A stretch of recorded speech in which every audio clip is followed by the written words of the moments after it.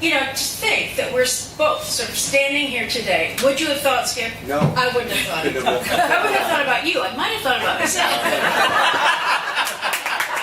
Let the roast begin. Right, exactly. My strategy is really get the brightest minds, the greatest amount of energy. Dylan qualifies for all the projects that we work on. And basically, we also need compelling storytellers and articulate interpreters. Anyway, I'm pleased and thrilled that Skip and I have decided to move forward together so that WIDA will be the producing station for Skip's projects. And the truth is, I really sort of love Skip Gates. He knows that. I always have. He's always in a good mood. I've never seen anyone more jovial.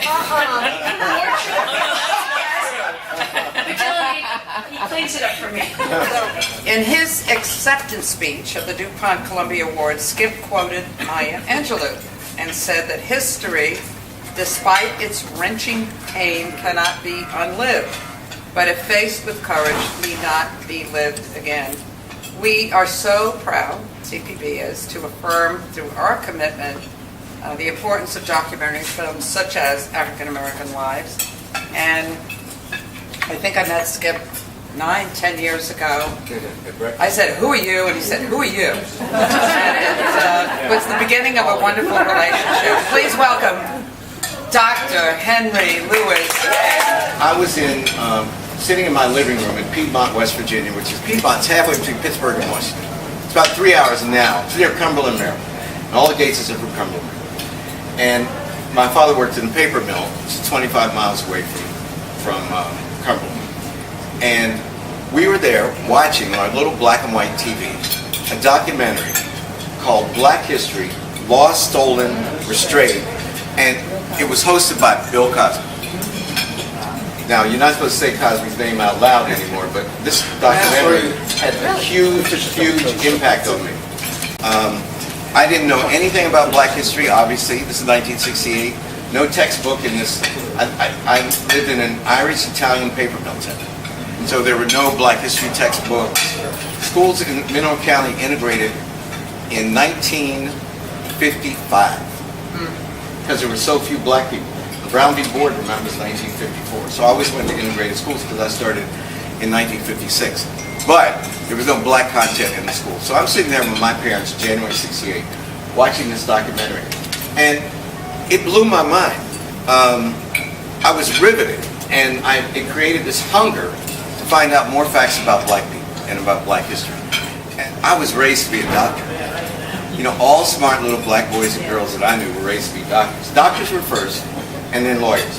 And for my mom, God rest her soul, there was Jesus, and then there were doctors, right? So seriously, you know, you had dignity, you had respect, you made money, and you could always leave if the Klan showed up. And you could put a shingle out. I go to Yale in 1969. I'm part of the crossover generation. And why do I say the affirmative action crossover generation? Why do I say that? Because the class of 66 at Yale had 6 black boys to graduate. And the class that entered with me in 1969 had 96 black men and women, including Sheila Jackson Lee, Kurt Schmoke, Ben Carson, and dozens and dozens of other lawyers and investment bank people who subsequently became men. And we were like a super generation. And I just was happy to be there, and I loved it. And though I was pre-med, I wanted to, because of this, I'd watched this Cosby documentary. I wanted to take my first course in African American history. And it's not about this white guy, William McFeely. William McFeely, Walter got the Pulitzer Prize for his biography of Ulysses S. Grant. And this class was packed. You know, it had 250 kids, most of them black. And after every lecture, the guy lectured twice a week, somebody black would stand up with a big afro and say, "You honky, what are you doing teaching? You're taking a good black man's." And I would watch this ritual every week, and he was unflappable. He never lost his cool.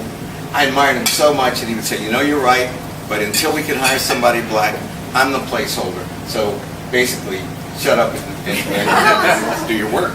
So cut to 1991, and I get a call to come to Harvard. Their Afro-American Studies department, as it was called then, was complete shambles. and they told me, come and rebuild. And it's the thing I've wanted so much my whole academic life. I always envied the guys who were inventing African American studies in the late 60s, because they had a tabula rasa, and that's what fate gave me. They had two scholars. Nathan Huggins, the great black historian, died from pancreatic cancer. And they had one guy from Germany. And then black students took over a building, and Henry Visovsky called me and gave me a job. And it's been the great adventure for me. Because now we have 37 professors. It's my day job that you all don't get to see. I lecture today. A huge lecture course that's my course. And it's my day job. And this is like my second job, making films.